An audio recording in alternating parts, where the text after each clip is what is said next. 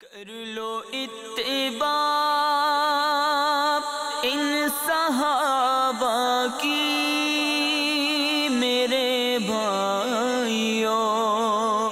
سفید جھنڈا رحمت للعالمین صلی اللہ تعالی علیہ وآلہ وسلم نے تقریباً 60 یا 80 مہاجرین کے ساتھ حضرت سیدنا عبیدہ بن حارث رضی اللہ تعالی عنہ کو سفید جھنڈے کے ساتھ امیر بنا کر جحفہ سے 10 میل کے فاصلے پر رابغ نامی مقام کی طرف روانہ فرمایا۔ جب یہ لشکر وادی رابغ میں ثنیۃ المرہ کے پاس ایک چشمے پر پہنچا تو وہاں 200 کفار قریش جمع تھے۔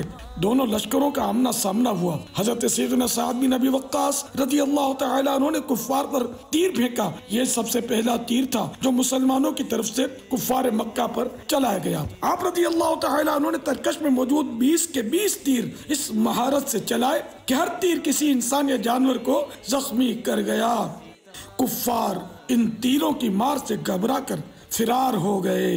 حضرت سیدنا سعد بن ابی وقاص رضی اللہ تعالیٰ عنہ اس عظیم سعادت کو کچھ یوں بیان فرمایا کرتے کہ میں عرب کا وہ پہلا شخص ہوں جس نے اللہ کی راہ میں سب سے پہلا تیر چلایا۔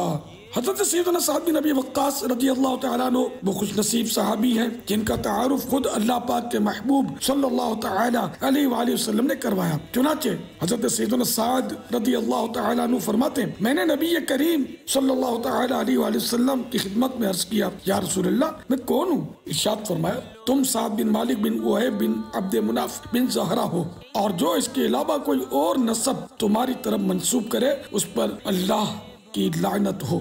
آپ رضی اللہ تعالیٰ عنہ کا نسب 5ویں پشت میں رسول اکرم صلی اللہ تعالیٰ علیہ وآلہ وسلم کے مبارک نسب سے جا ملتا ہے۔ حضرت سعد رضی اللہ تعالیٰ عنہ کا شمار ان خوش نصیبوں میں ہوتا ہے جنہیں مبشر صحابہ کہا جاتا ہے، یعنی وہ 10 صحابہ اکرام جنہیں اسی دنیا میں سرکار مدینہ صلی اللہ تعالیٰ علیہ وآلہ وسلم کی بارگاہ سے جنت کی خوشخبری ملی، یہ ان میں سے ایک تھے۔ آپ رضی اللہ تعالیٰ عنہ کا وصال با کمال یعنی انتقال 58 سنہ ہجری کو حضرت سیدنا امیر معاویہ رضی اللہ تعالیٰ عنہ کے زمانہ خلافت میں ہوا اور جنت البقیع میں دفن کیے گئے۔ وہ 10 جن کو جنت کا مژدہ ملا اس مبارک جماعت پہ لاکھوں سلام۔ صلو علی الحبیب صلی اللہ تعالی علی محمد۔ مدنی چینل دیکھتے رہیے۔ ان صحابہ کی